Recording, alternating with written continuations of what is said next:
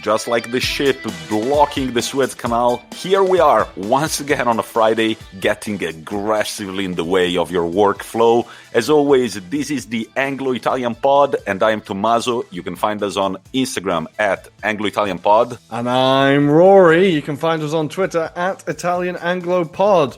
Are you having a good week, Tommy? I feel like we're a week before Easter. I get some time off work. I'm excited. How are you feeling? I'm feeling good, except that the weeks before Easter at work with all the students, the parents' evening and everything, they have been a little crazy. But I'm really enjoying this international break because, preparing the pod, always having so many games on to watch, it feels like we can sit back and relax for a second and talk about something we love, which is international football. But how are you, buddy? I'm good. Like I said, this week has been intense.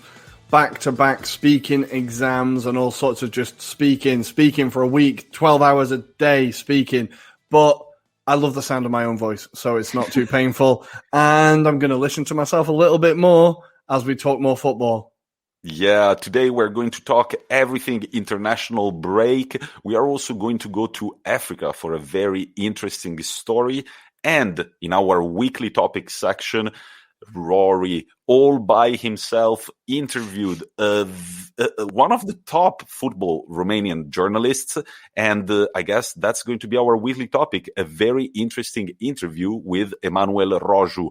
Rory, without spoiling anything big, what will you guys break down?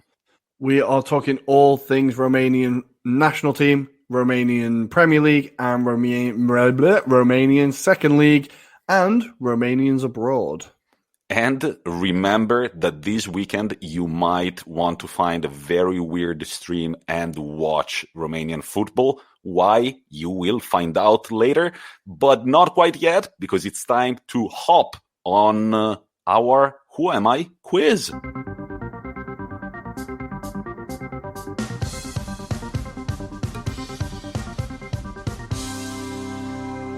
And welcome to the infamous Who Am I quiz. Today, it's Tommaso Dami from Milan testing Rory Criscuolo's knowledge. Rory, how are you feeling? I'm feeling pretty damn good. I feel like I got the last two. Can I make it a hat trick? A Souček-like hat trick? A Lewandowski type hat trick? Let's find out. Let's see. So, for the new listeners, what is the Who Am I quiz besides being the best quiz in the world and the most copied around the world? Well, it's pretty easy. I'm going to impersonate a player and I'm going to give Rory hints about my career. For example, the club that I've played for the shortest, 3 players that I've played with in chronological order, the total amount of goals that I've scored in my career, and finally, the number of international caps and goals for my country. Rory, without further ado, shall I start? Let's go. Where is your pen? Where is your paper? Where is your notes app? Notes app is open on my phone. Let's do it. All right. So you can tell you're a teacher. Where's your pen? Oi, write this down. I said we are going to write, Rory. So where's your pen? Show it to me. Okay, the team I've played for the shortest is Manchester City. Manchester City. Okay, right. 3 notable players that I've played with are Eric Cantona. Okay. We are going back in the day, but then we're coming back to Peter Crouch. Oh, okay, right. And a pod favorite, Joey Barton, Mr. Red Card. Joey Barton. Okay, right. Okay. Then, is this chronological order, Thomas? It is in chronological order. Okay, right, good. Ruairi. And good. Then, total number of goals in my career, only 11. Only 11 goals. 11 goals. Career. Okay. Now, number of international caps, 129. Number of international goals, 1. 129 caps, 1 goal. Okay, right. 129 caps, So 1 goal. The team I've played for the shortest, Man City. 3 notable names I've played with, Eric Cantona. Rory, if you've got it, I'm going to kill you. I think I've got it. Eric Cantona, Peter Crouch, and Joey Barton. Total number of goals, 11 in my career. And international caps, 129 with 1 goal. Now, Rory, don't say the answer because we're going to reveal it I'm at not the end that of the confident. show. I think just give our listeners a sense of the direction you're going in. It's a real risk or reward that it could make me look incredibly stupid. But anyway, I'm going to say Cantona obviously spent most of his time in England at Manchester United, but he also played briefly for Leeds and maybe Sheffield Wednesday, although maybe he was only on trial there. I can't remember. Then Crouch. Now, Crouch has had more clubs than Sebi Ballesteros, as they say. So that could be from anywhere. I'm going to go Liverpool, Portsmouth, Burnley. Christ, I've run out of clubs already. Stoke, but he's played friggin' everywhere. Crouch. Aston Villa, everywhere. Aston Villa, yeah, Southampton. So I'm not really going to use Crouch that much as a clue. But then Barton is either Manchester City or Newcastle, really. So I'm going to say that he played with Barton at Manchester City and Cantona at Manchester United, which means ... Let's leave that for the listeners. Okay, I will tell you one thing right now, Rory. If you guess this player at the first guess, I'm going to make you are the overall winner of the game. We don't even have to go count. I will make you the winner of the game. But hold your horses. We shall see. We are all ready to get started with our Euro review. We're going to talk international football, but not only. And we'll reveal the mysterious player at the end of the show. Talk to you later, guys. And welcome, everybody, to our Euro review. However, this time, it's kind of more going to be a globe review. Am I right, Rory? Yeah, we thought, international break. It's time to get international, right? We're going to be going all over the place and trying to show you all the international football that's taken off. I feel like I'm saying international a lot, but also for these really cool people on Twitter who like to hate on international breaks, get out of my life. I love international football. I love an international break. I'm excited to talk about it. Let's go. As long as no Inter players are injured during the break, I'm all about it too, buddy. But so, before we start with the international break, we've got a few talking points, and I found some information about Serie A. It's still pretty tense up there. And I think that we should cover first thing first, Prandelli resigning for Fiorentina. Rory, what did you make of that? You're a big Cesare fan, aren't you? Yeah, I liked him ever since he took over at Roma. He was only there for a short time, and I remember that he had to step down because his wife had health issues, I think. Mm-hmm.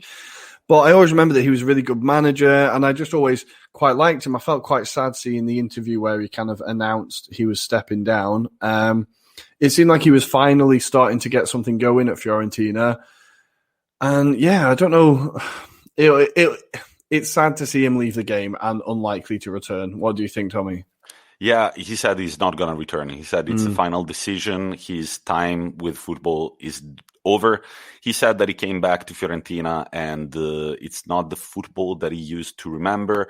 And he just felt out of place. He kept saying that he was out of place. He didn't feel at ease. And he's got a lot of respect for Fiorentina as a club and for their fans. And so he said, if I'm feeling like this, I cannot take this job. It's way too important for the city of Florence, for the fan base. So the only thing that I can do is resign. He received the praise of another Italian managing legend by the name of Arrigo Sacchi, who said that he felt the exact same thing during his second spell at AC Milan. And at that time, he started talking to a psychologist, and the psychologist said, look, if you have no more motivation, you should just quit. Don't force yourself to do things that you don't feel are right. But staying in Fiorentina with a completely change in mood. Rory, did you hear about Valentin Ejaseric, midfielder for Fiorentina? Also the only player to play 2 match days during the same season. And I feel like it's you kind of briefly explained this to me off mic, and I'm still trying to get my head around it. So go one more time, and I'll see if I can understand what's happened. I don't know why this stat came out 1 year after it happened, but on the 20th of December 2019, Valentin Jeseric was a Fiorentina player, and he took the field on match day 17 against Roma. Then, during the winter transfer market, he got loaned to Verona. And Verona had a game in hand, match day 17 against Lazio. The game was played on February 5th, 2020, and Valentin Jeseric played for Verona, making him the only player in Serie A history to have played the same match day with two different teams. And it feels like there is a judicial void, basically. There is no rule in Serie A that says that this can't happen, but maybe they will implement one starting from now. I just it kind of weirdly feels like time travel. I don't know if it's like breaking some laws of physics, or I don't know. It seems, no wonder there's no law about it now. There definitely will be. There'll be somebody getting paid in Zurich or wherever the headquarters are to come up with this rule now, I'm sure. And finally, the last Serie A point that I want you to talk about is the Nedved-Materazzi dispute, which I absolutely loved. Nedved saying, my kids were in high school and right now they're in college, and the Scudetto has always been Juventus's throughout. Materazzi didn't take long to clap back, and he said, my kids were in pre-K when I won the World Cup, and they were in elementary school when I won the Champions League with Inter. I think it's a great comeback, but I also feel like Nedved now is just having to mouth off because he knows it's all falling down around him. If you know what I mean, it just feels like the last cries of like a dying animal. I don't know. It seems really, really unnecessary. But hey, if there's people there to put him in his place, then I'm all for it. He can go and kick some more hoardings or take it out on whatever he needs to take it out on, I suppose. Exactly. But moving on to international break, but staying in the Czech Republic, Rory, what do you have to say about the man of the hour, Tomáš Souček?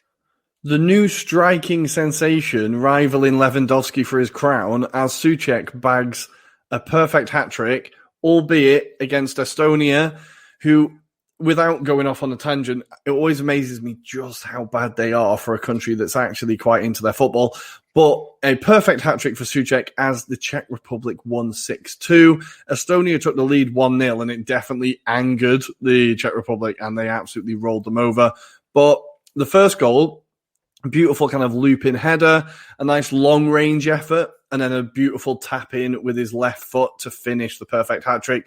With West Ham's striker woes, maybe he could be the solution because his numbers are ridiculous. I was talking to Tom, my Hammers friend, last night. I was like, just how happy are you that he's a West Ham fan? He's like, I genuinely can't believe how good he is. Or West Ham player. He's like, I genuinely can't believe how good he is. We need to get him tied down to a contract soon because some big clubs are going to be sniffing after him if they're not already. Like, his numbers are insane. He's just crushing it. He's having the best year. He has to be up there for like, he could be in there for like Premier League Player of the Year, really, like without a doubt. And I think if he can carry that over to the international team as well, the Czech Republic have been in the wilderness for a while, right? The last decent team they had was with like Rosicky and who was the really tall guy? What was his name? He was really, really tall. Jan Koller. Mm-hmm. That was like the last decent team they had, right? So it's maybe there's some embers there at the Czech Republic which could turn into a blazing fire. But we're going to be talking about more countries that are making a bit of a comeback as we go on, I'm sure. Yeah. And another talking point that you highlighted is the Norway initiative on their shirts, human rights on and off the pitch. Maybe a low jab to Qatar 2020? Well, I think it's a fairly obvious, fairly obvious direct punch to the gut. I think there's been, and it's about time. I was reading an article a few months ago. I can't remember where it was, but they were talking about a burgeoning movement within the Scandinavian countries mainly, which was boycott Qatar 2022. And they were writing to their national associations to express their displeasure about the horrific records and numbers of what is going on in Qatar. And it's great to finally see some footballers stepping up and making a statement. We also on the same week had Finland doing the same for Glenn Kamara after he suffered the racism against Slavia Prague. So it seems like the Scandinavian countries are kind of leading the way to actually taking a stand against this on the pitch. So it's great to see. And honestly, I've kind of been arguing with myself in my head for a very long time about the Qatar 2022 World Cup. It disgusts me what's going on, and I really do want to boycott it. I really do want to be like, no, I disagree with this. But I know when it kicks off, I'm going to watch. And that's where they win, if you know what I mean. It's like they know they've got you by the balls because, of course, you're going to watch England. Of course, you're going to watch Italy. Like, it's your country playing in an international tournament. So they can kind of get away with what they want because we don't have the willpower to not watch. So what we need is the footballers to make a statement. So hopefully this is the start of it and more teams will follow suit. I would love to see the England team do the same. I can't see it happening, but I would love to see them do the same. And now let's move on to actual football, actual international fixtures being played. But we start from the leprechauns, as I called them last night. Ireland, the Green Army. Rory, what happened? What happened? Well, for the first time in 7 games, Ireland scored a goal. And that was honestly the biggest surprise of the night. Alan Brown scored a beautiful header. It was a really nice header. Got past the keeper early in the first half after Ireland had started really well. Now, their manager, Stephen Kenny, is ex-Dundalk manager, and he might be the unluckiest manager on the planet. He has had horrific injuries. He's had, obviously, COVID to deal with, which everybody has, I get that. But that with the injuries and trying to implement a new system in a team that were fairly famous for playing pretty prehistoric football, it's not been a great start for him. But despite losing to Serbia 3-2 eventually, I saw lots of signs of encouragement. We were playing much more positive football. We were trying to pass. Our midfielders actually had things to do. We weren't just trying to score from set pieces. So I think, look, Ireland have got a real uphill task to qualify for this World Cup. The group they're in is very competitive. But if we can see some signs of improvement and some signs of at least entertaining football, then I think this is encouraging. Obviously, you'd rather get the win, but we will take 2 goals in one match when you've not scored for 7. I think that is signs for encouragement. What do you think? I agree with you. And I mean, Serbia is not the best opponent to make a statement. They have a very solid team, but still a 3-2 loss is not that bad. And I'm thinking right now that we're talking about Ireland, about our interview that we had with Dundalk manager Filippo Giovagnoli. Mm-hmm. And he did say that finally he agreed with you when you said that it feels like finally there is a project behind Ireland.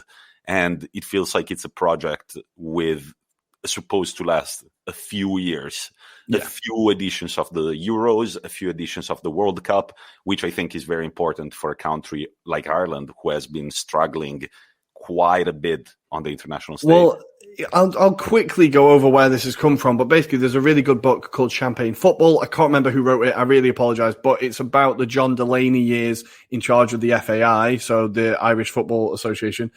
And basically, it was just a story of embezzling money. He just spent it all on himself. No investment in grassroots football, no investment in development. And that's how we kind of went from Ireland being great in the 90s up until the 2002 World Cup, right? You could say maybe 2006, being overly competitive for a country of our size. And that's how it's kind of faded. It's all basically at the hands of John Delaney, but now he is gone. And yeah, there seems to be a bit of a renaissance and maybe some decent young players coming through. Hopefully, we were really spoilt with like that team of the 2002 World Cup and the 94 World Cup. They were great teams.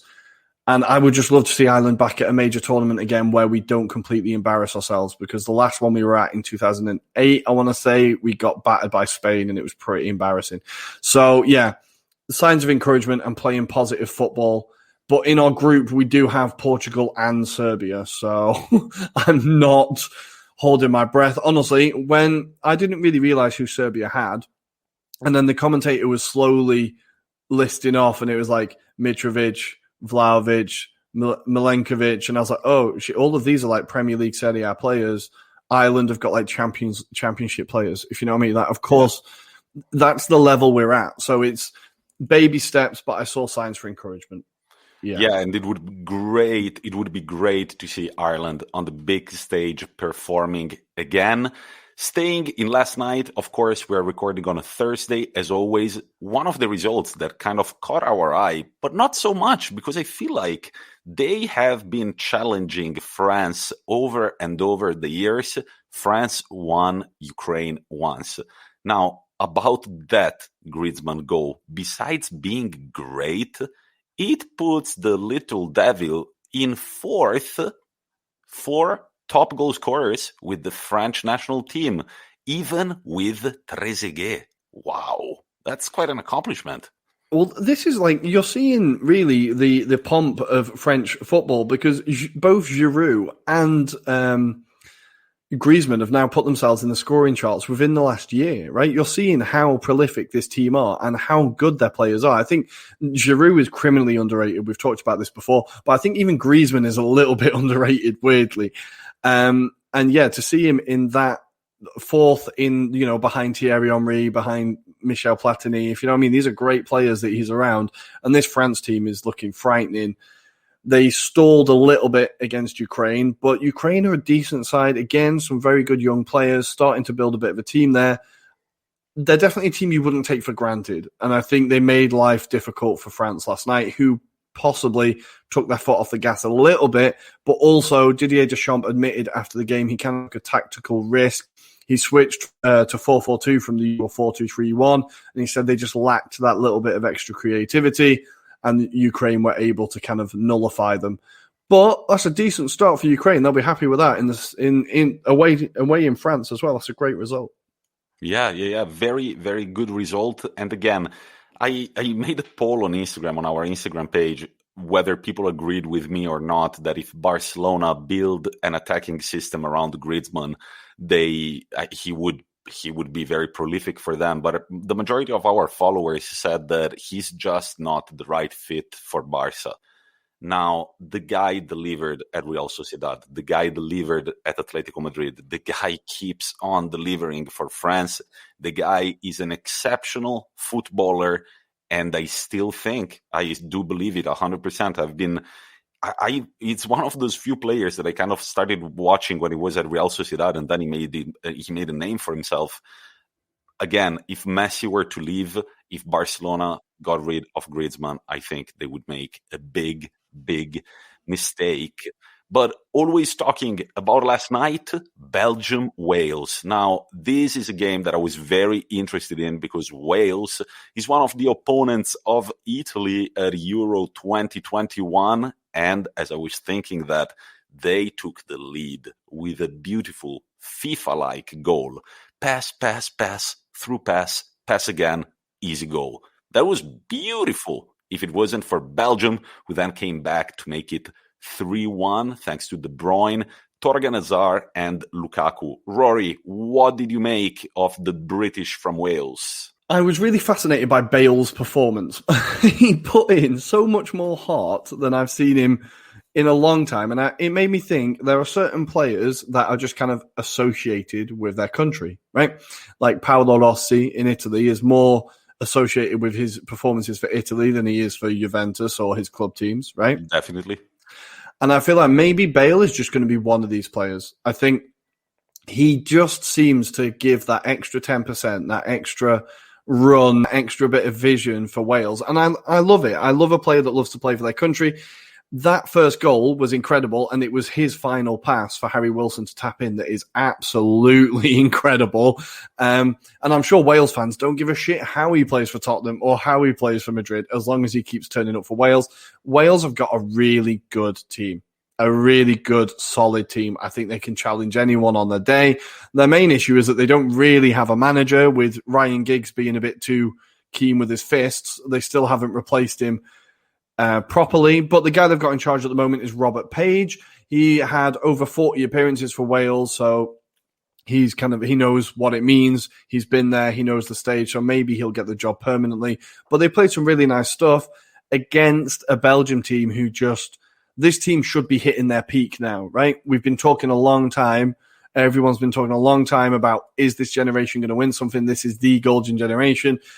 In 10 years on Twitter, when all these players have retired, people will be sharing screenshots going, remember this team, look at this team, right? Mm-hmm. We know that. It's time that this team need to step up and try and win something, try and do something. I think the best they've got is to the third place playoff, right? Semi-finals is the best they've done. We know they're a great team, but it's time for them to kind of push on. And De Bruyne is in form. My God, that first goal is incredible. Thomas Meunier's assist is beautiful. Like, they were playing some sexy stuff, even with Martinez in charge. And in the second goal by Torgan Hazard, now I don't remember who the assist was by, but he's given the ball by De Bruyne. Now, I found it very interesting what happened there, because you see the defender outside of the box who kind of holds on, doesn't really go towards De Bruyne because he knows that at any given moment he could dribble him or create a dangerous penetration. So he kind of leaves him alone, then steps towards him, but De Bruyne doesn't seem intended to do anything, and then eventually opens up to the right to the player who's going to make the assist. I just think I really put myself in the head of that defender. I was like, what do you do there? Do you go for the man, or do you just leave him? It's like in basketball when they take the step back. Oh my God, it's so dangerous. Like, you want to go towards the guy, but then he takes the step back and takes away the space from you. So he's making it very difficult for anybody to defend on him. Very important first performance in the World Cup qualifiers for Belgium. And going to their neighbors? No, not yet, Rory? Tell me. No, I just want to say there's a great little phrase for someone who doesn't know which way to go, and it's like a man caught between two bus stops, which I really like. And that's exactly what it is, right? It's like, do I go this, right, which one's it going to be? Oh, no, I don't know. And that's exactly what it was. I really like this idiom. Yeah, it's exactly that. And you just, you can't do much around that. And Lukaku missed an absolute sitter on a cross by De Bruyne, but I think that partnership could be stellar. Or even well, this better. is it. You've got those two players in the form of their life, arguably, right? Mm-hmm. Both really enjoying their football, coming into a major tournament where potentially there aren't going to be fans, so it is a bit more relaxed, a bit more calm. Maybe this is the one, but we've been saying this every tournament with Belgium. Maybe this is the one. But a really promising start from them. Very promising, but this team needs to hit their peak soon. And moving to their neighbors, Haaland 2, Turkey 4. Yilmaz's hat-trick, but a hat-trick written in italics, bold, and underlined. Man, those 3 goals, all of them are insane. I mean, the first one is deflected. There's a bit of a deflection on the first one. Yeah. But that free kick, my God. Wow. So this guy's 35 years old, right? And he's having the season of a lifetime at Lille as well. He could still win the French league. He scored a hat-trick for his country. That was incredible. But on the other hand, we've got Haaland. What happened there? So Haaland haven't been consistent, to say the least, for the past, ever since they played that World Cup final, I would say. Well, with Haaland, what can we say? I think the main problem is that they've got Frank de Boer in charge. I think that is the main problem. We know everywhere he's been, it's been a disaster. At Crystal Palace, he was terrible. He was at Inter for 10 days? Was it Inter he arrived at? Or Atalanta? Atalanta, right? Or something. Even less, and then he was at Atalanta for a while, right? Didn't last long there. No, he didn't go to Atalanta. He moved back he went to England after. Yeah, he went to Crystal Palace. Maybe, where have I got Atalanta from? Anyway, everywhere he's been is kind of turned to shit. And I feel like it's maybe turned into shit. Now, this isn't a stellar Holland squad. We know that. But he's making some strange choices. Like Weghorst, who is having a great season at Werder Bremen, at Wolfsburg, sorry. He's left him out, and instead he picks Luke de Jong. Now, we've talked about Luke de Jong a little bit. He kind of pops up with the odd key goal for Sevilla, but I don't think... I'm confused as to why he's not picking him, basically. He's also not picked Quincy Promes, And it feels like a bit of a patchwork squad. They're obviously missing Van Dijk, and De Vrij is out as well, but I don't think that's much of an excuse. But from the game, Holland actually kind of dominated the game and dominated the ball, but they couldn't create chances. They had no real clear-cut chances. They managed to get two goals, like one shortly after the other. They did have a goal cleared off the line, which it looked like it could have gone in, but I don't know if they've got goal line technology because there was no VAR, so I'm not sure what I'm sure they do. Yeah, there was no VAR, so I'm not sure what happened there. Also, they could have had a handball. They could have had a penalty for a handball, so I think the ref didn't have a great game, but neither did Holland. And we need to give Turkey their credit. They are another team that I think for a while people have been having one eye on them going, okay, they could be building something here with the likes of Soyuncu, Cengiz Under. They've got some really great players coming through. But as you said, it's Yilmaz, the 35-year-old, who makes the difference. And as you mentioned, the season he's having, so he's 35 years old. In 20 games for Lille, he's had 9 goals and 4 assists, right? This hat-trick was his first goals for Turkey since 2019 against Albania. So perfect time to kind of find your form on the big stage. And De Boer looked like a lost man at full time. And I think Holland, one of our listener questions actually is related to Holland from What If Football, saying, will the Netherlands miss another tournament after losing the first to Turkey? What do we think, Tommy? So it was very painful to watch a World Cup, of course, without Italy, but also without the Netherlands. The Netherlands are a team that I've always had mad respect for, besides the fact that they've got the sickest kits out there. Like that orange is so unique and so them, they've had some incredible talents. They still do. Of course, this generation is not the one that they had in 2010 or that they had in 2006 or around then, but it's still a good squad. It's still a decent squad. And about the manager, even when the Van Dijk wasn't injured, I don't remember if De Boer was already in charge, but man, they wouldn't start Van Dijk and De Vrij together. What's your problem? Like, you have 2 of the best defenders in the world. Just because they're both right-footed, you're not going to make them work in a 4-man defense. So right now, De Vrij, I'm imagining, is ruled out for COVID because of the outbreak that there was at Inter. But still, it definitely gives you the idea of a squad that is not even close to being as competitive as the ones that they had in the past. But it's also whoever is doing the patchwork doesn't seem to be doing it very well. And also their goalkeeper is kind of worrying. They've got Krul, Stekelenburg, and Sillessen. They are old, beyond their 30s, and none of them is like, a very solid goalkeeper. I mean, Krul plays for Norwich City, which, of course, no disrespect, but when you go to the national team, you kind of want somebody really on top of their shit. No, exactly. And Krul is only mainly known for saving penalties, right? His penalty record is very good. Beyond that, he's a kind of fairly average keeper. But for just so people know, in their group, they do have Norway, Turkey, Montenegro, Latvia, and Gibraltar. Now, I would say favourites to go through that group have to be between Norway and Turkey. And even Montenegro are not a bad team, right? So I think Holland have really got their work cut out in this group. I would not be surprised to see them finish 3rd, maybe even 4th. I think there's a lot of problems in that team. It's just not quite what they used to be. This happens to every country. You go through cycles, right? Some countries it happens to more than others, but I think we might not see them in Qatar. Yeah, agreed. Hopefully not. Netherlands, if you're listening, I'm backing you. And what does this make it? This makes it a very difficult group at the Euro 2021 for Italy, who are in the same group as Turkey, and they did impress me. Wales, they have impressed me.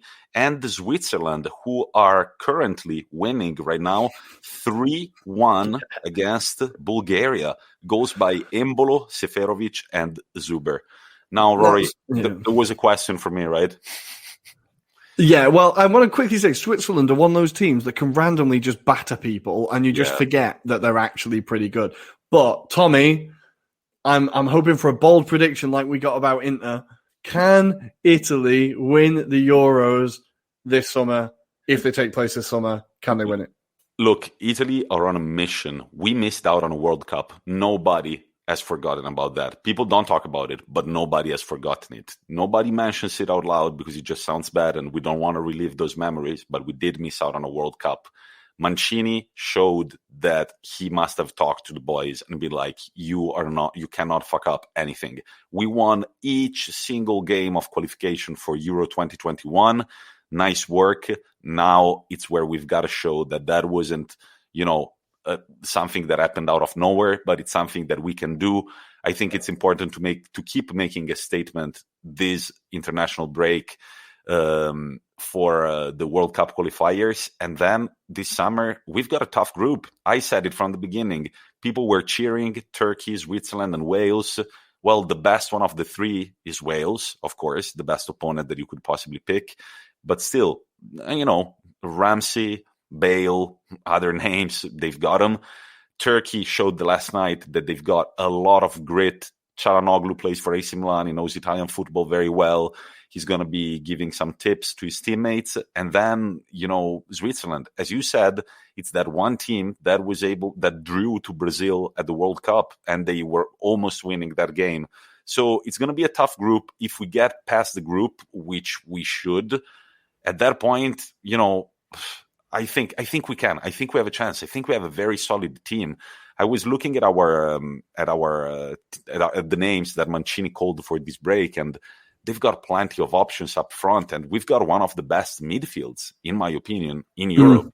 I mean, Barella, Castrovilli, Locatelli, Pellegrini, Sensi, Verratti. These are big names.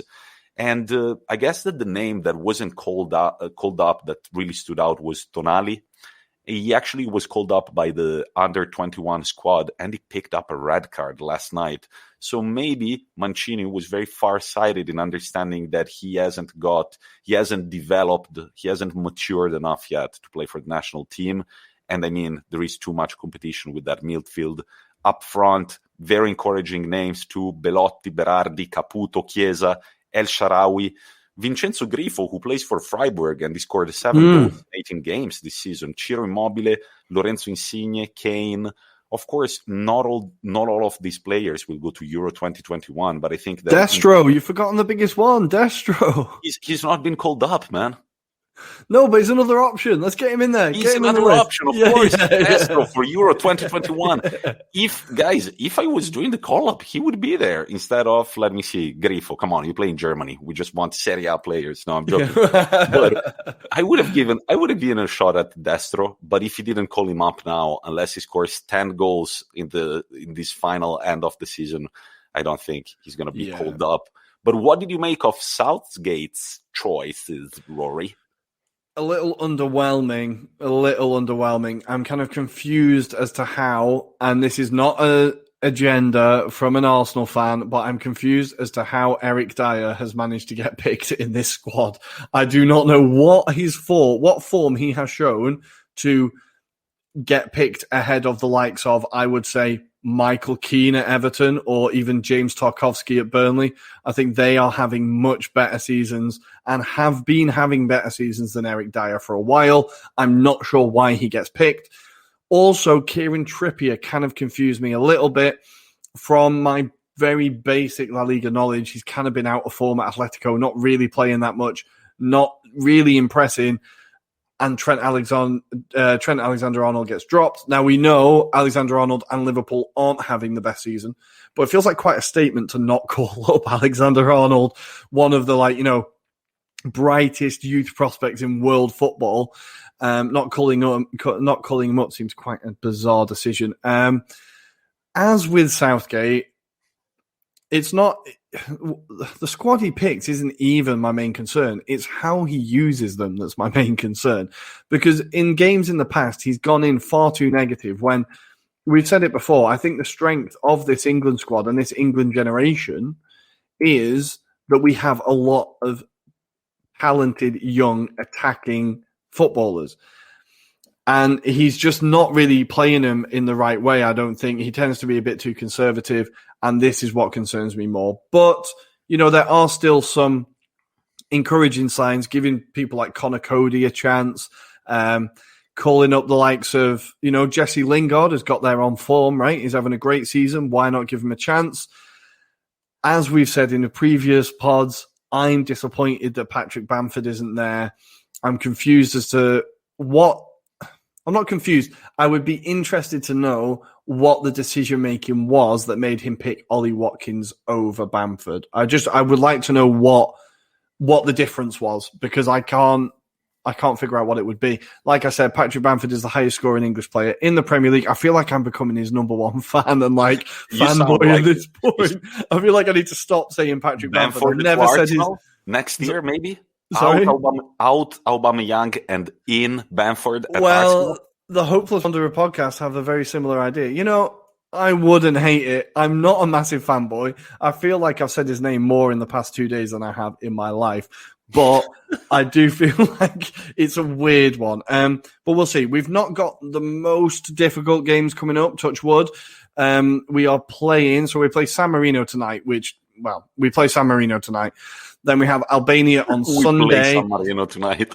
And so we play Albania on Sunday and then Poland on Wednesday, which is going to be the difficult one. That's going to be the one that could potentially go very wrong. We know what great form Lewandowski is in. He could absolutely punish England. So that's the game where I think Southgate's going to be judged more than any, unless the results go terribly wrong against San Marino or Albania.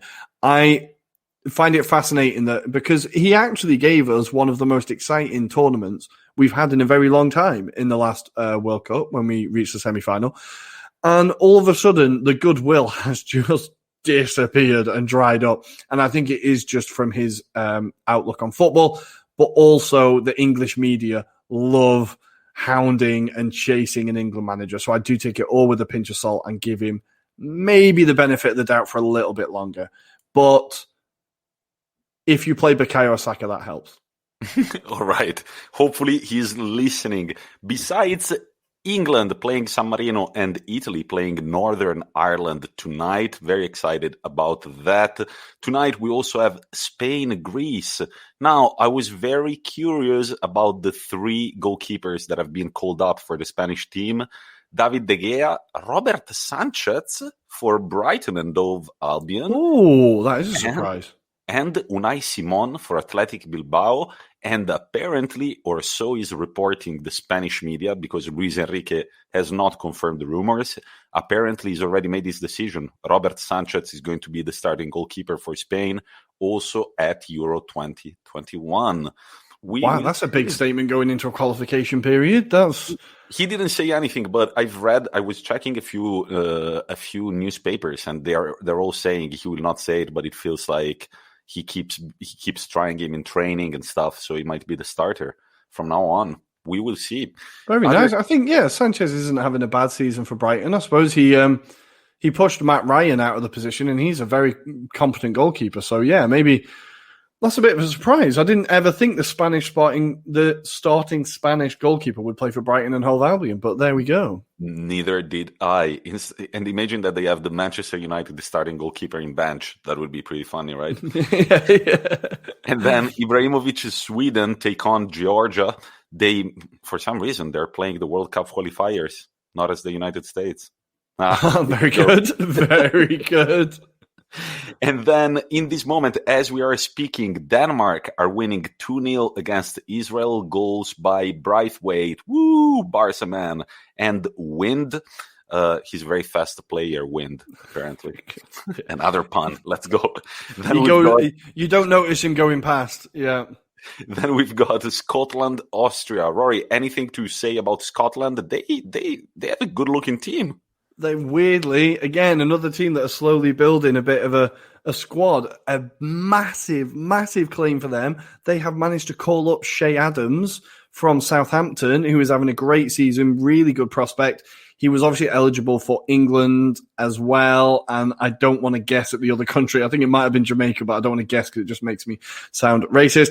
But he has picked Scotland, and that could be great for them. What they were lacking was a decent striker, a potentially prolific striker. So I think that's really great for them. Obviously, they've got Robertson from Liverpool, Tierney from Arsenal, Scott McTominay from United. They do have quite a good little squad building there. Qualify for the Euros through the playoffs against Serbia. So I think plenty of optimism. Like, Scotland is funny because no matter what happens at tournaments, they do tend to go out in the group stage quite quickly. But the squad does look very strong. And you said they play Austria this evening. Okay, I could see Scotland getting something there. I could definitely see Scotland getting something. No standout names that I can think of coming from Austria. The only one, Marcel Sabitzer. You took the words right out of my mouth. And the David Alaba, of course. Those are the only two names that I can think of. And then very interesting derby, who has been invaded the most, the derby between Hungary and Poland. I'm on one. I'm unstoppable today. This is, not so much a nation as much as a mentality. Yeah, I think this is, again, two decent teams, right? Yeah, Hungary is starting to, they've got Szoboszlai, one of the best names in football. We will see whether Poland can get some form before facing the mighty England, right? See how many Lewandowski gets. How many do you think? I'm going to go 2. 3. Oh, okay. We shall see, eh? But international teams are different. You see, Haaland didn't score any goal against Gibraltar. One of the biggest disappointments of the night. I refreshed the page multiple times on my phone. There's got to be a bug on my phone. It's not possible. And then Haaland wrong again. Yeah. And then talking about invasions again, Germany will try to invade Iceland tonight. And as we are speaking, a little look over the ocean. In a friendly game against Jamaica, the United States are winning 2-0. Goals by Serginho Dest and, to be decided, incredible player. TBD, they call him. He pops up everywhere. He pops up absolutely everywhere. But we need to talk about the fact that Jamaica are building a right squad in preparation for the next World Cup. They're trying to call up lots of players that were born in London that aren't going to get called up for England, and they're bringing them into the Jamaica squad, and it's making pretty exciting reading. They've got Nathan Redmond from Southampton. There's a few more they're trying to call up. I'm just looking through the list here. They're kind of going for the Andre Gray from Burnley, Leon Bailey from Bayer Leverkusen, Bobby Reed. They're kind of what Ireland tried to do in the 90s with like the grandfather rule. This is what Jamaica are trying to do, and I think I am all for it. If you can build a squad that way and get yourself to the World Cup. The last World Cup they were at, Tommy, do you remember? They were in 1998. 1998, good work. We did cover it in one of our episodes. We did. That was the last World Cup they were at, and it would be great to see them back building a nice little squad there. So come on, the Reggae Boys, as they're obviously known. Yeah, if this grandfather rule applied everywhere, Messi would play for the Italian national team. But Rory, before we move on to the weekly topic where we're going to talk more football and more international football, I know you've got something to tell us, quite interesting, coming all the way from Africa. So we're starting off in a tiny little island off the east coast, in between Madagascar and mainland Africa, and it is Comoros. Last night, they have managed to qualify for their first ever African Cup of Nations after drawing 0-0 with Togo. So this is a country that has a population of around 850,000, and I just think it's a really nice story. I have a big soft spot for the African Cup of Nations. I used to watch it when it was on like Bravo and all those weird channels hidden away. So I always keep an eye on it. And I think this could be the feel-good story of the tournament. The African Cup of Nations often has one. You remember a few years ago, Zambia won it after they had like a horrific plane crash. The next tournament, they won it. And I think the African Cup of Nations always throws up a nice story, and Comoros could be the one. The tournament kicks off in January next year. Obviously, it had to be postponed due to coronavirus. But when it does kick off, we will be covering it, and Comoros will be our team, I think. Yeah, the only annoying thing about the Africa Cup of Nations is the timing. It happens in the middle of the season. teams like Arsenal, whose main striker is African, they get rid, or Napoli, they have Koulibaly in defense. They have to do 1 month without him. We also have Thomas Partey, who's going to disappear, and it's and your a bit of a nightmare. Is going to disappear with him. But Rory, I think we've covered everything that we wanted to talk about regarding the international break. Remember that next week we are going to have not 1, not 2, but 3 American friends on to talk to us about the future of the USMNT. So it's going to be loud. It's going to be loud. And there's going to be a lot of banter and a lot of British-American rivalry. I want to imagine, and if there won't be, I will make sure. Yeah, don't worry. I'll bring the heat, as they say. Rory, do you want to welcome our listeners, to introduce our listeners to the weekly topic? So our weekly topic this week, it was filmed halfway through my work day, and unfortunately only I was able to make it, but we are interviewing the Romanian football journalist, Emanuel Roşu. He was great to talk to. He really knew his stuff, and we talk all things Romanian national team, Romanian Premier League, Romanian Second League. We talk about exciting young players coming through and cause for optimism, and of course, we talk about Yanis Hadji and his time in Rangers. So without further ado, here is the interview with Emanuel Roşu.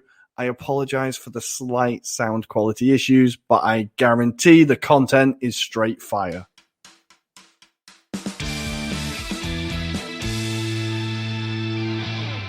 Hello, listeners, and it is time for our weekly topic. And this week, we are delighted to be able to say that we have Emanuel.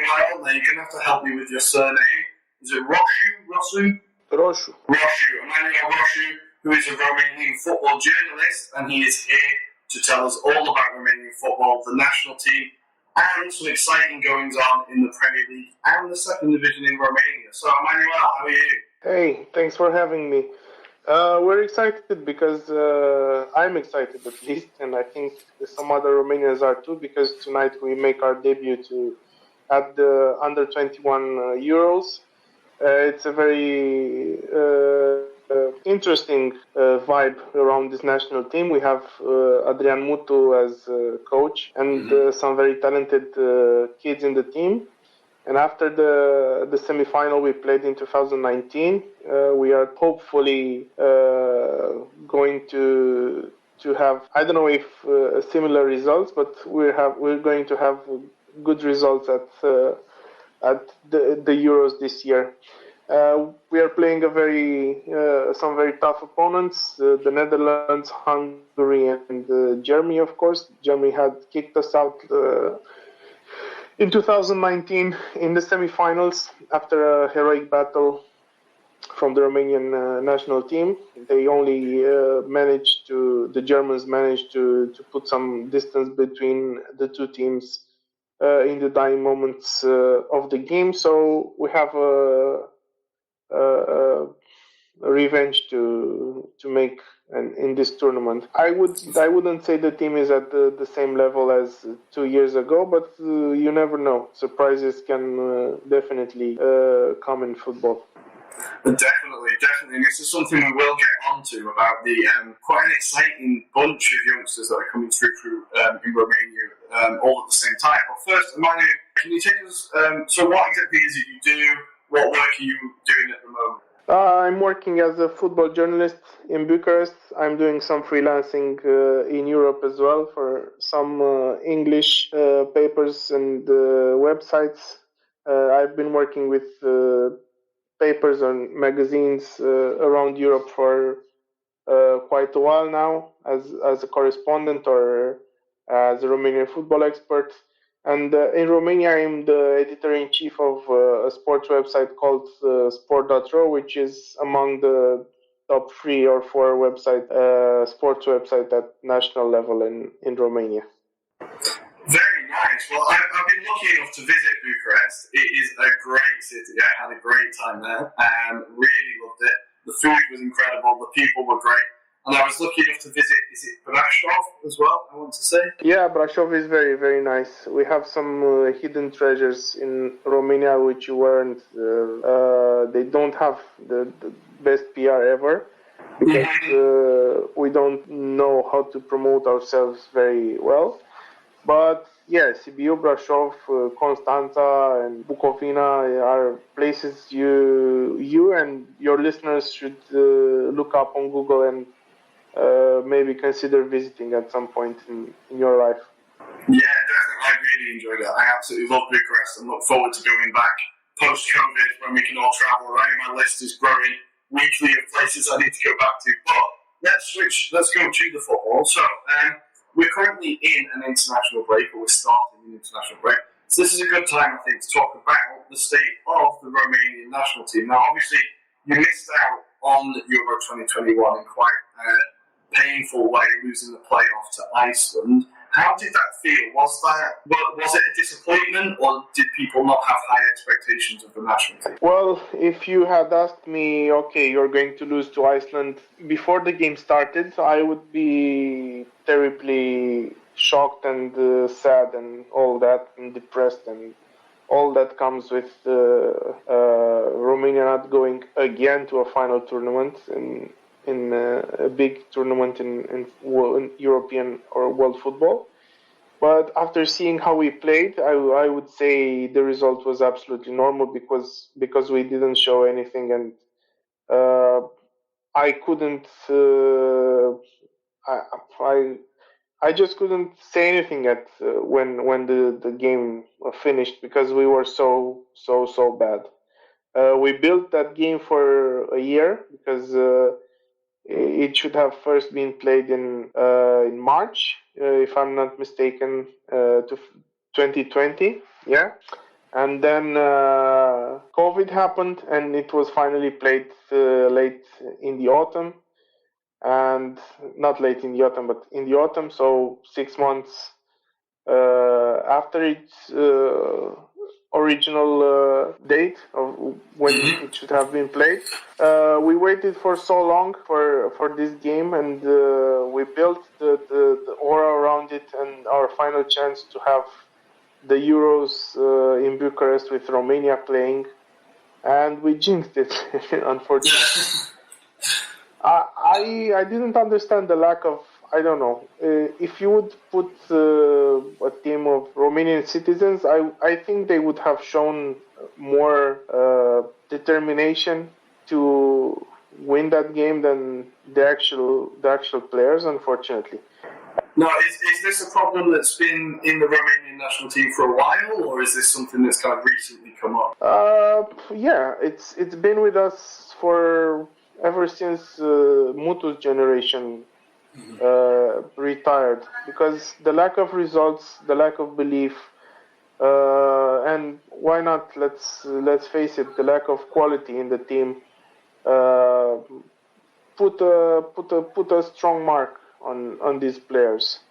So even though they changed a lot, the energy around the group, the energy in the group stayed the same. Being mediocre, rarely showing something good at the international stage. So I would say we would play one good game per year and then just be in pain and try to make the most out of nothing, because we definitely were below the level we were used to. Even though we didn't win every game and stuff before, we knew we had a chance to beat even the biggest national teams. Yeah, at the 2008 Euros, we have a defensive team with good organization. We have Mutu, we have Kivu, we have some other players, decent players around them, which are not known at the European stage, but who did do their jobs well, and we managed to have chances of qualifying from a group with France, Italy, and the Netherlands. We drew against both France and Italy. We could have beaten Italy, but we conceded a goal after Mutu opened the score. So we had the feeling that we could challenge every opponent we faced. Now I think the honest view on the Romanian national team would be that we are somewhere between the third and the fourth world of the world of football. In the world of football, we are in the third or fourth tier, maybe somewhere between those two. But at the same time, with these qualifiers starting, every time a new qualifier starts, you have fresh belief. And with Romania being a football mad country, you do get a restart in your hopes that maybe this time something happens, And the interesting thing is that if you had asked me 1 month ago, how will Romania do in the qualifiers, I would say we are doomed. We will not do anything, blah, blah. But now, I think, why not? Maybe we have a chance. Germany is coming without Toni Kroos. We play home against Macedonia on Thursday, and then Germany on Sunday. So why not? Who knows? We have good two informed players in Man and Mihaila who've been getting minutes in Serie A and are coming on a positive vibe, even though they weren't. Their club is not doing very well and is threatened with relegation in Italy. But they've been quite good. Mihaila scored against Roma. He scored the game before. Man contributed as well and has been appreciated and has become more and more important. So there's a chance. There's a chance that not that we win. We surely hope we win, but there's a chance that we can create a team that could compete, that could challenge even the strong opponents.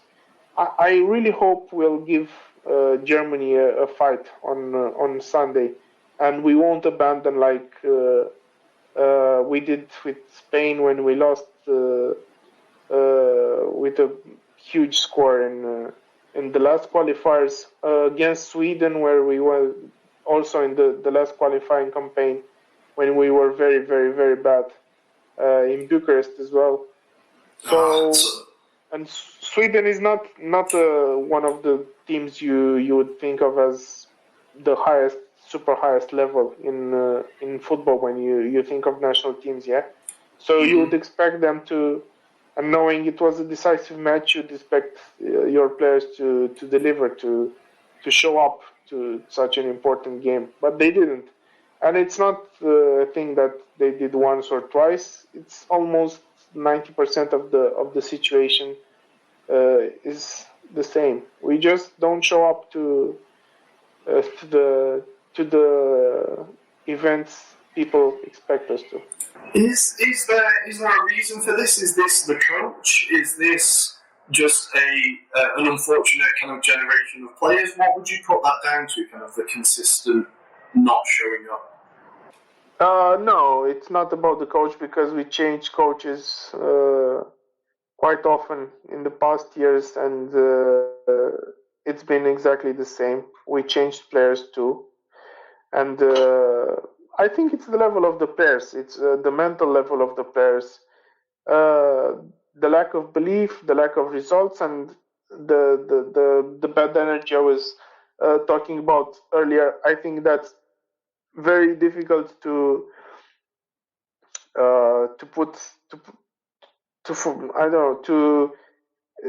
you would need some I don't know how that can go away, but I think you would need a major success. You would need some I don't know how it's actually done, because I'm not inside the locker room. But I think that once you create a negative aura around yourself with all the bad things happening, it's quite difficult to escape it. I think that's the biggest challenge: the mental the mental problem, the approach towards the national team, the panic maybe because fans and media have put pressure on the various national teams to deliver campaign after campaign, and they didn't. So it's all these together make Romania the national team what it is today.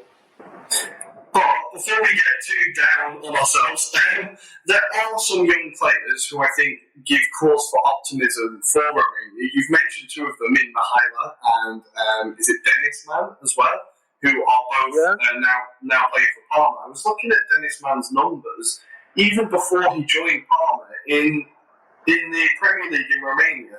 He managed to get 14 goals and 6 assists. So how good could this guy be? He's a player that, now regular listeners will know I played a lot of Football Manager, and I did start a career at Steaua Bucharest, and Dennis Man was by far my best player. So how good could this guy be?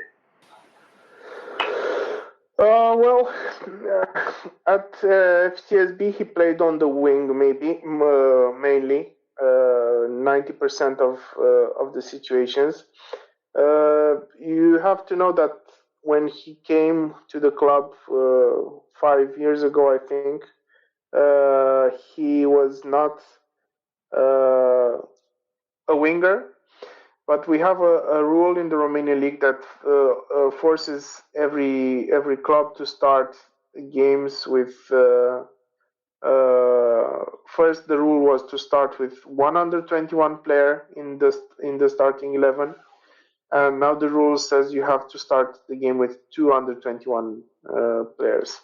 So Bekali, who's the owner of FCSB, and also decides the tactics of the team and the lineup. I don't know if the tactics he doesn't get involved in the strategy and stuff, but he doesn't get involved in the team selection, and he makes the substitutions during games even.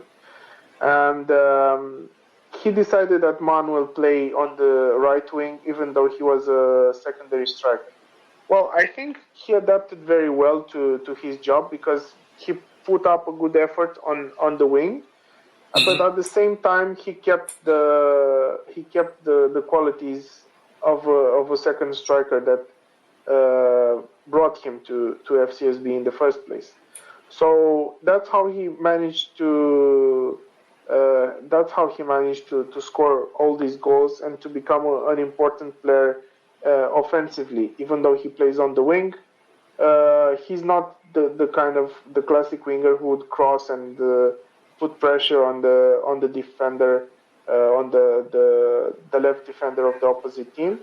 He likes to cut in and create danger around the box. So that's his kind of that's his game. He was in very good form in the first part of the season. That's why he managed to make this record-breaking transfer to Parma, because his transfer was a record breaker for the Romanian League with 11 million euros up front and 2 in added bonuses.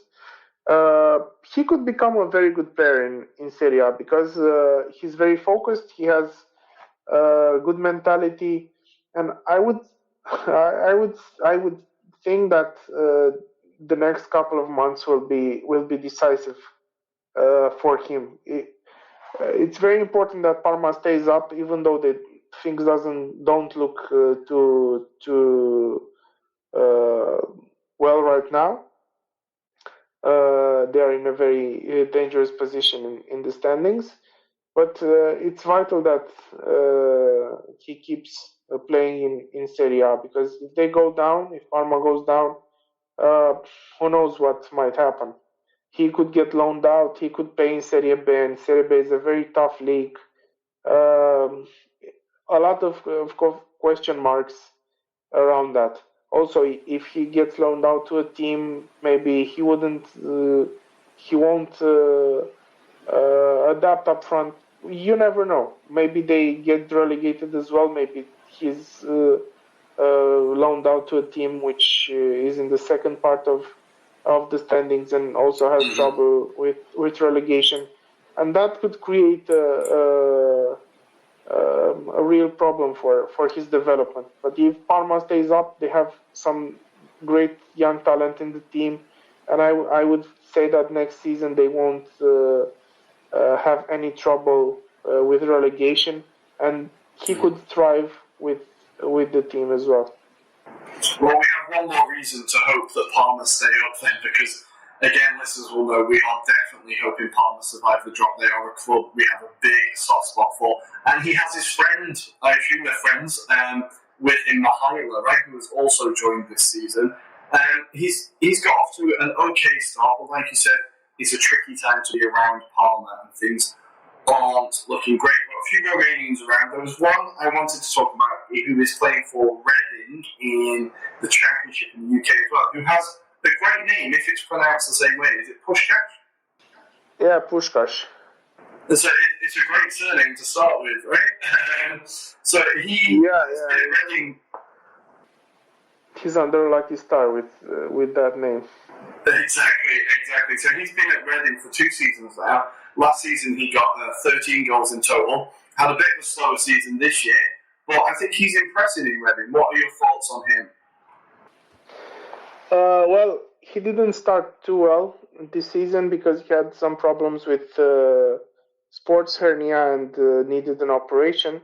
But he came back and scored some goals, and the national team relies on him. I would say he's currently our best striker, even though he hasn't lived up to the expectations. For example, 2 years ago, and after the Euros, we really expected him to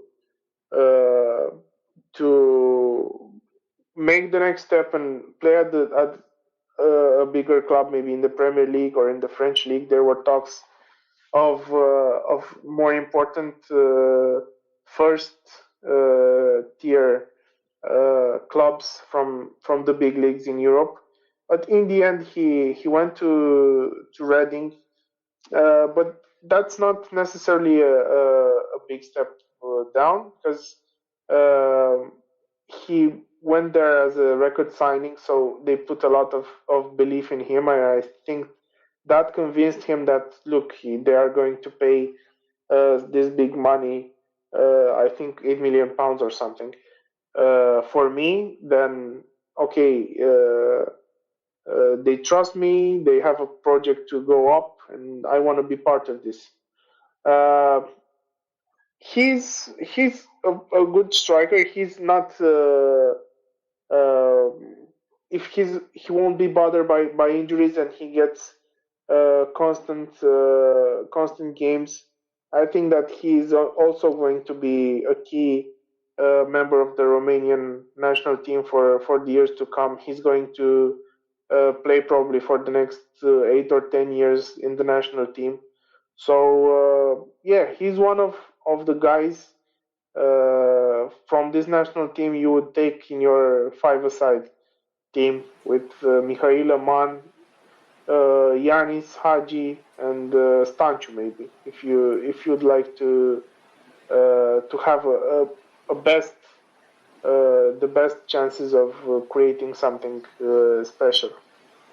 Very nice. Well, you have led us neatly on to one of our listeners' questions, and this is from the Hopeless Wanderer pod.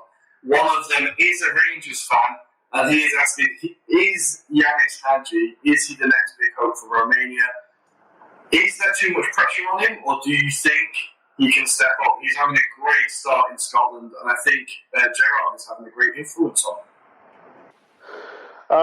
He has a great relationship with Rangers in general, because he absolutely loves the club. He's playing for the perfect club for his development right now, and I really believe he's in the absolutely perfect place for him. When he first went to Fiorentina a few years back, it was against his father's will. He said, no, I'm going to Italy because I want to prove myself. I want to become somebody important, to become a player of my own, and not just Hagi's son. It didn't work out over there. Hagi bought him back for the same money he had sold him, around 2 million euros, which is absolutely crazy money for Viitorul's level. But his father showed him that he believed in him, and he made a very big statement. Yanis delivered right from the start. He was great. Then he left and joined Genk in Belgium, and that's where the mystery starts. He had decent numbers there. He wasn't a player you would want to get out of your team, because if you look at his numbers, he had assists, he had an important offensive presence in Genk's team, but all of a sudden he stopped playing, and I think that happened because they won the league. They were doing much worse than they expected the next season. They were down in the table, so the champion and the Champions League team going down in the table, it got fierce. They needed results. They needed tough guys to get the most out of every game. The manager changed, and so Yanis, I think it was a problem solved for both the player and the club to go to Rangers. Genk didn't have the stress of benching a player and not taking profit of his qualities, and Yanis wasn't wasting time anymore. So it came at the perfect moment, and Rangers, which was a team on the up and improving all the time under Steven Gerrard, offered him the scene to become important again, because that's what he needed after a tough few months in Genk. 2 or 3 months where he wasn't playing, when sometimes he wasn't even on the bench. So I would say he's a very gifted player. He isn't afraid to take a challenge. Or you would say he looks fragile. He looks like a kid coming from a nice school, and he's a very not skinny, but he's not a very physical player. But he didn't care. He just wanted to play football. And when Rangers, the top club, came for him, he was absolutely delighted to join. Yeah, and the fans there have been fantastic to him. And when he feels the love, he will give back more than he is given. You know.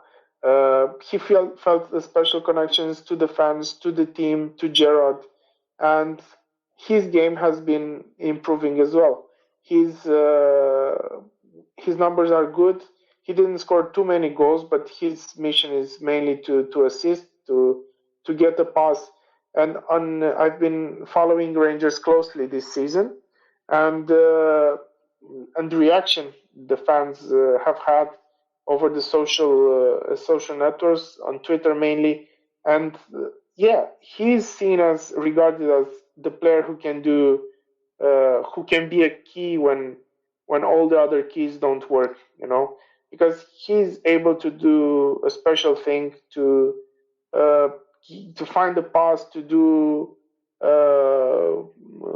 roulette, like I don't know, and take 3 opponents out with a move in half a second. That's the kind of player he is.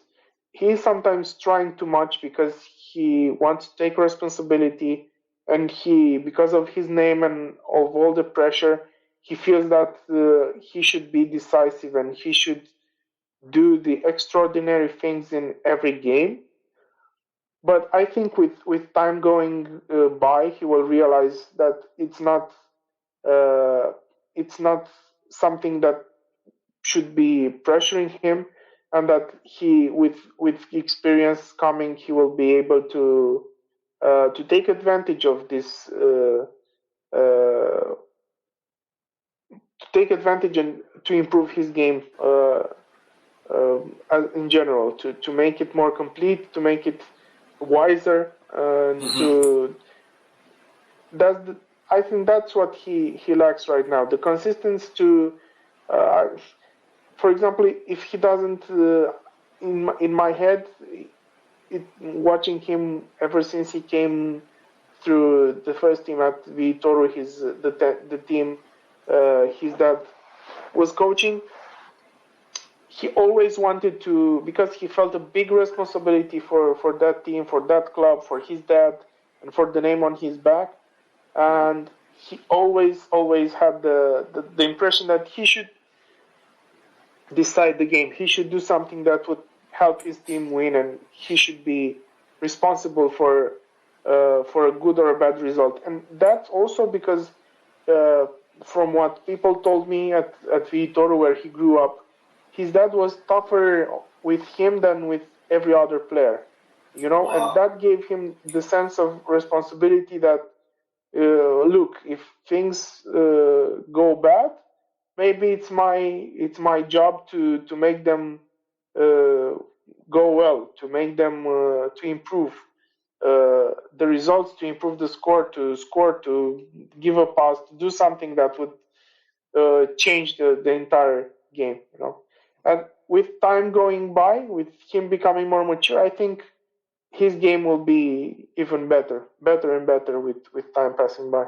So the last youngster we want to talk about, and this was another question from one of our readers, was he's currently playing in the Juventus youth team, and he's been linked to a move to Crystal Palace. So Radu Dragushin, yeah. Radu Dragushin, yeah, exactly. So he's recently been linked with a move to Crystal Palace. Does this guy have a future in Italy, or do you think his future lies in the Premier League?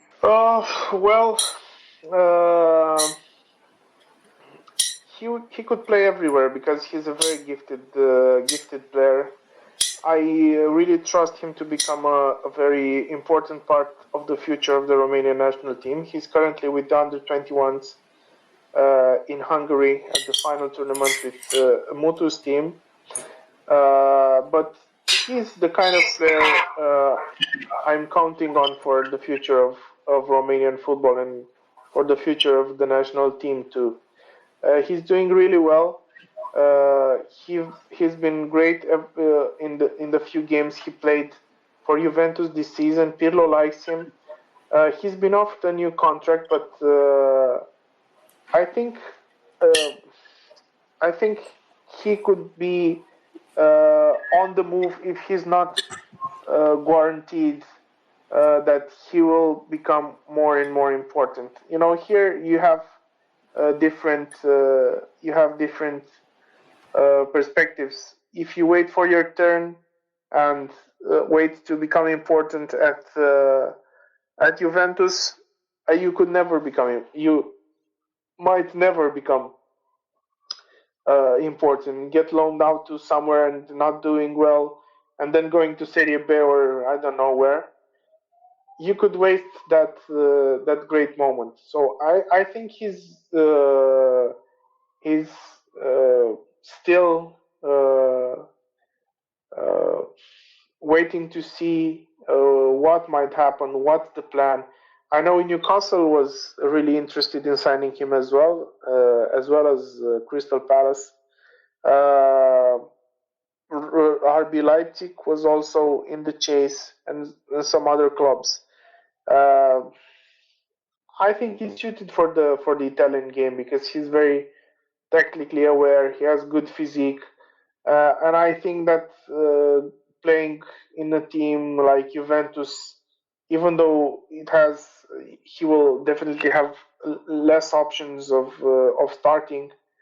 It would maybe be good for his development for a year. If something doesn't happen in a year, he's still very young. He could go elsewhere, but I think, in my opinion, he should wait for one more year before making a firm decision on his future. Very nice, good. So we've got quite a few youngsters there to keep our eye out on, and people who play Football Manager now know who they can scout. So, shall we switch our attention to the Romanian Premier League? So it's looking like quite an exciting title race there. So we have currently SC Steaua Bucharest at the top, right, on 63 points. And Cluj, who have played quite a few English teams in the Champions League throughout the years, they are currently in second. So how has the season been? Who have been the standout players, the standout teams so far? The best team has been by far FCSB this season. They have a great, talented young team. Bekali has invested a lot of money in buying the best talent at national level, and they finally showed up. They finally reached the level that would allow them to compete for a title win. The objective of FCSB has ever been winning the league, but they failed. They finished for a second for 4 seasons in a row, and last season they just collapsed in the playoff because of some bad moves Bekali made. But this season they look like the real deal, and I think that they are the major favorites to win the league. Let me take back the major, but they are favorites to win the league because you never know what will happen in the playoffs. It's the 10 games there will be mad as well because we will get the best teams fighting against each other. The points are split to half. The distances will get much smaller between the clubs. For example, now we have 3 points between FCSB and CFR Cluj, but the difference will go down to 1 point if the player after the conclusion of the regular season. Because the points will be cut to half, and they will be just left with a 1 point advantage. CFR is a very mature team, but by the way they played against FCSB last weekend when the two teams faced each other in Bucharest last Friday, I would say that it was the biggest humiliation in years. The games between the two were always very hard fought, very intense, because CFR was the more mature team through the past 3 years. They won 3 leagues in a row with this direct approach to the game, with this very tough physical game, with long balls towards the players up front. And FCSB likes to pass the ball to control the game.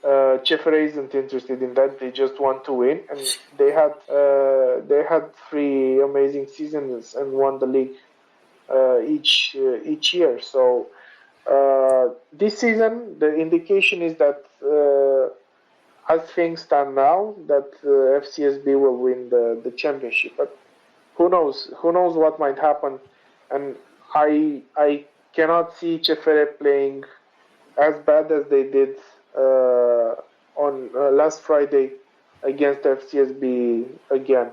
There will be 2 more games between CFR and FCSB, and who knows what might happen then. A point, 10 games to go after the regular season finishes, so it's all to play for. It is exactly all to play for. Yeah, I like that playoff system. I was going to ask you if it's a 3-point gap, whether they cut it to 2 points or 1 point, but they take the harsher route of cutting it to 1. I like that. It makes it a bit closer. Yeah, so the derby, I was following it on your Twitter last week because you were there. SCB, obviously, SCSB, sorry, won 3-0, and there was a red card, so plenty happening there. So has there been a dark horse in the top division this year, or a team that has taken everyone by surprise? Well, I would say the biggest surprise was Clinceni, because they are the smallest club I think ever to play in the Romanian first tier. They're a village team, and nobody expected them to get promoted. They had a very young team in 2019, and they managed to go up. Last year they managed to stay up, but nobody got relegated. And even if somebody did get relegated, I think they would have stayed up as well, which would have been a great performance for them. And this season they made another step up and built a team that is capable of playing very. I don't know how to call it. It was like a Porto, a Mourinho at Porto version in 2002, 2003. A very doggy approach to every game, a very intense, very you watch them and you see 11 players that run all the time. They are like mad. They are always not scared of duels, not scared of anything. So it's a joy to watch in terms of passion, but it's terrible to watch if you like aesthetics in football. You know, they are very spectacular, but you have to admire their way of making the most of their season so far. I really want them to go in the playoffs and stay up this season. They will definitely stay up if they qualify for the playoffs. They would probably not have any problems getting relegated if they are going to the playoff in the end. But yeah, they have their policy was this season to sign experienced players. They have Gardosh, Rusescu, Tănase, and Adi Popa, who've all been part of Steawa's team in 2012. Wow. When they 2012-2013 season when they reached the Europa League. Phase. Yeah, so 4 of the players Clincian has now in the team were part of the group that beat Chelsea in Bucharest in the Europa League under Rafa Benitez. In the end, it didn't work out too well because they managed to score 3 at Stamford Bridge, and it ended 3-1 that night. But still, it's a good season. They got Ajax out. Bekali made good money by selling those players. They are now back close to retirement, and they are playing on the outskirts of Bucharest in this small village team. And it's a nice story. I think it's a nice story and a success one as well. Very nice. Have they got like a big financial background, or is it just been a kind of like organic process that they've just found themselves in the Premier? Well, they actually started as a team based they were in the past few years they've been in the second tier. They had problems with fixed games and stuff. Everybody was fired after those incidents. They brought in new bosses, totally new team, new coaches, new everything. And it was actually Bekali's nephew that started this project. He wanted the young kids at FCSB in the academy to get a run out in the second tier, so he made a partnership with this club, and they loaned in players from actually everywhere. In the season when they got promoted, they had I think 10 players of their own, and all the others were loaned from various clubs in the first year. So they never expected to have success at the scale they had. And when things got serious, they returned almost every player, and they were left with no team, and they have to build from scratch in 2019. Then again, because they don't offer long-term contracts, because small teams in Romania, they are afraid of relegation, so they just offer 1-year contracts. Wow. And when if you go down, you couldn't pay the players, so it's better that you take the risk of losing them for free than to sign them on a longer term. That's a very sensible outlook. But there's a name that's kind of popped up a few times, and I'm going to be careful how. But this is Gigi Becali. right? And he is the owner of FGSB. Now, he's quite a controversial figure, right? I think it's fair to say. How is he doing? What's going on with Bacardi? I've heard a few stories about him. Is he still up to his old antics, or has he calmed down a little bit? Well, if you compare him to what he was 10 years ago or 15 years ago, he is definitely calmer. But if you compare him to president from the West, he's still doing crazy things. He's deciding the starting lineup and he's making substitutions. He likes to talk.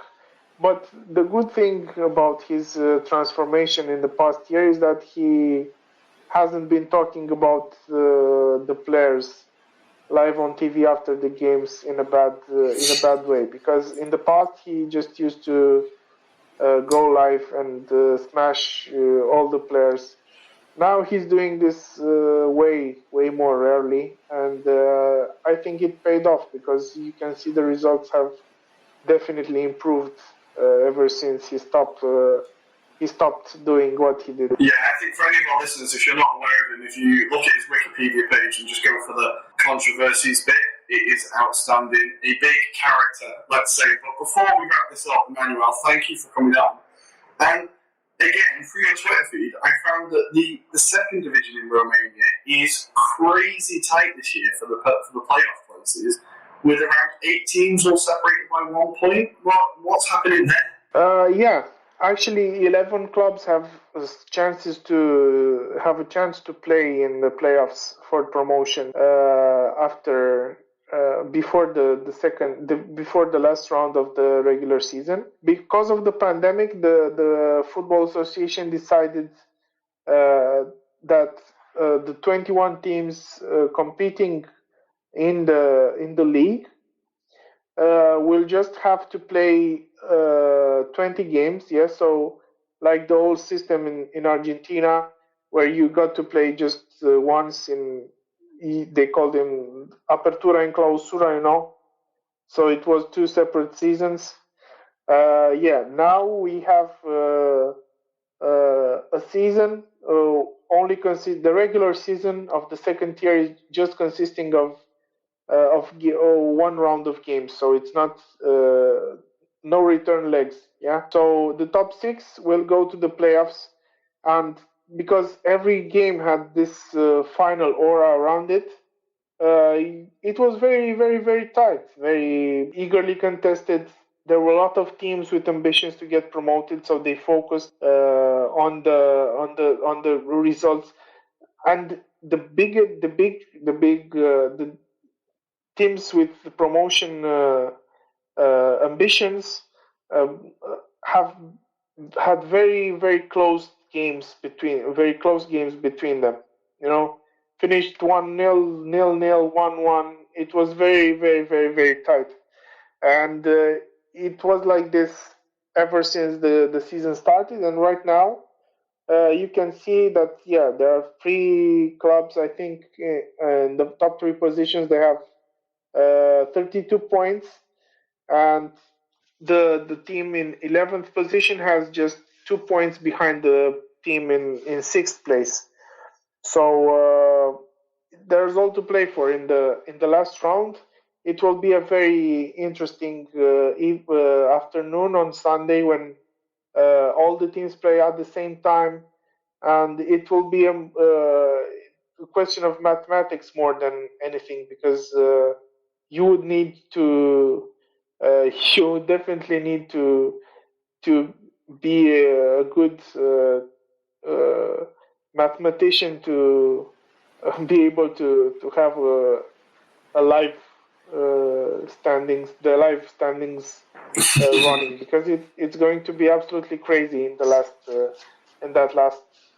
day of the season.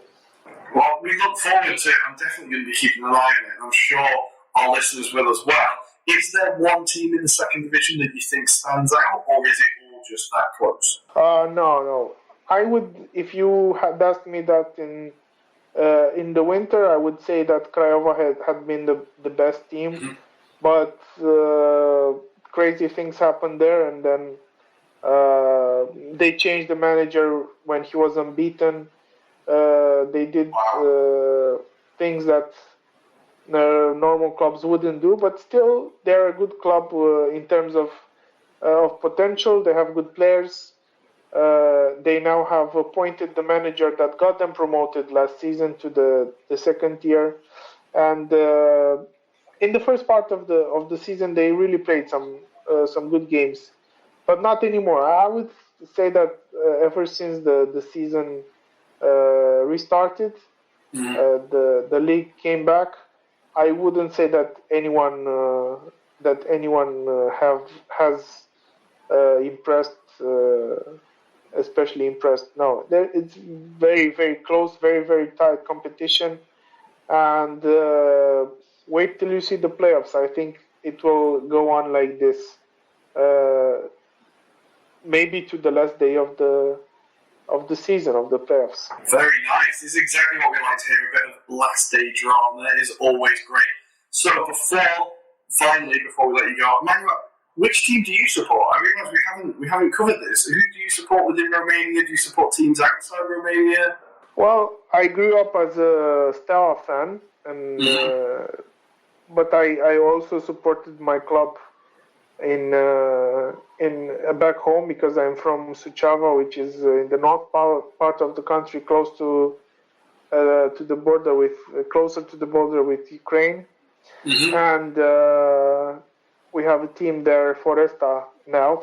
They are currently competing in the third tier. They have a good chance of getting promoted, but we've been trying that for quite some time now. I don't know what to hope anymore from that club, because like many others, it depends on the politics of the mayor, and if money comes from the community, from the town hall, and probably we should hope for promotion more around the local elections. Very nice, very good. Okay, always been like that. Oh yeah, well, it always comes back to politics, right? It always leads back to politics. So, Emanuel, if our listeners want to follow you, where can they find you? Where can they find your work? Mainly on Twitter. I'm at MESHOR. They can follow me there. Probably the people who have an interest in Romanian football already know my Twitter account. But yeah, I'm always happy to chat, and if someone ever needs anything, I'm there. They know where to find me. Perfect, thank you. And when me and my co-host, who obviously isn't here and can't make it to this one, when we do get our travel show on the road, we will be messaging you to show us around Bucharest, if that's okay. Yeah, sure, no problem. Great pleasure. Perfect, thank you, Emanuel. Thank you for coming on. You're welcome. Thanks for having me.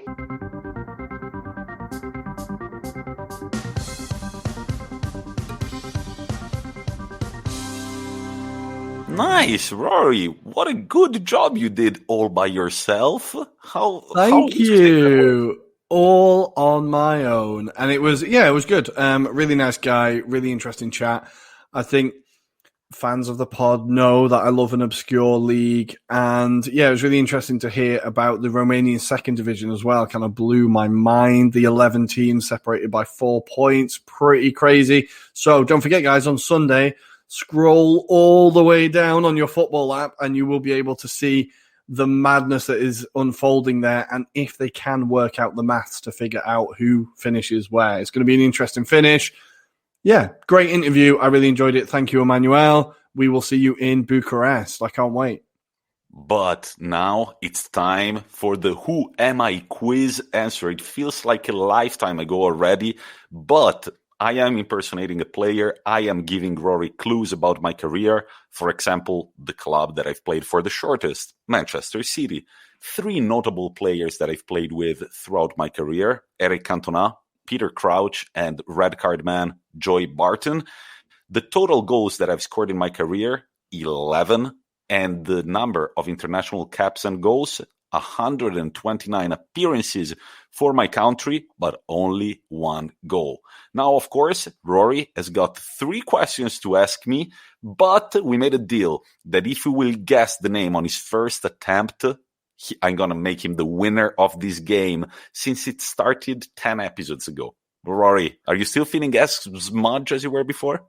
I feel like I am. I feel like I genuinely might have it. Now, listeners, I'm going to give you a few seconds so you can guess again a little bit in your head.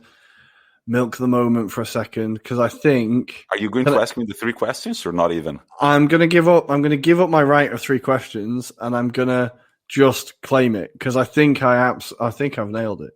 Wow. Okay. So I'm ready. I'm ready, man. Go for it. Is it the Great Dane Peter Schmeichel? It is. Yeah! Come on. Yeah. So how did you guess it? That wasn't that easy. Because he scored, well, basically, because anyone who's played for Manchester United and Man City recently, there is 0, right? And the second you said 129 caps and 1 goal, I was like, well, that's a national legend. It just fell into place. I weirdly saw a thing about his goal scoring stats this week, about how he outscored a few defenders and a few. I didn't know anything about this. Yeah, he scored. This would throw you off. I want to say he scored for Aston Villa, United, and Manchester City. I want to say he scored for all 3 and Denmark, but I'm not sure. Look, I have the stats in front of me. He scored 1 goal for Aston Villa. He scored 0 goals for Sporting Lisbon. He scored 1 goal for United, 2 for Brøndby, and 6 for Hvidovre. You know Hvidovre, right? Yes, yeah. I've got the shirt somewhere. Yeah. But I didn't know. See, I didn't know about this, and they thought that the stats about the goals would turn you off and not make you think about a goalkeeper. But that's Peter Schmeichel, right? That is just what stats from a goalkeeper? 11 goals in your career, only bettered by obviously Jose Luis Chilavert and Rogerio Ceni. You always, whenever you talk about goalkeeper scoring, you have to mention those 2 names. I'm pretty sure it's law at this point. So yeah, Chilavert, Ceni, Peter Schmeichel. I'm well happy with that. But now we need to retire this game and come up with a new game for next week, right? A little round of applause for Rory. I'm going to pat myself on the back, right? There we go. That was impressive, man. Yeah, this game is over. You are the winner. If you guys got any ideas of the next game that we could play, please. Slide into our DM and help us. Because we're running out of ideas. Remember that you can find us on Instagram at Anglo-Italian Pod and on Twitter at Italian Anglo Pod. Rory, anything to say to our listeners before I send them off? I'm going to say farewell, and I shall see you next week. I'll see you next week. On Monday night, we are going to be live on Twitch to discuss even more international football with more results in our hands. But today, I'm going to send you off with a quote from one of my favorite men in football, a colossal defender, but also a person with a difficult attitude to cope with. I'm talking, of course, once again about Marco Materazzi, and this is the quote of the day. Smetterò di giocare quando smetteranno di parlare di me, e lo stesso vale parlando di atteggiamento in campo. Finché parlano, lasciamoli parlare. I will stop playing whenever they will stop talking about me, including about my attitude on the pitch. As long as they're talking, let them talk. Talk to you later, guys.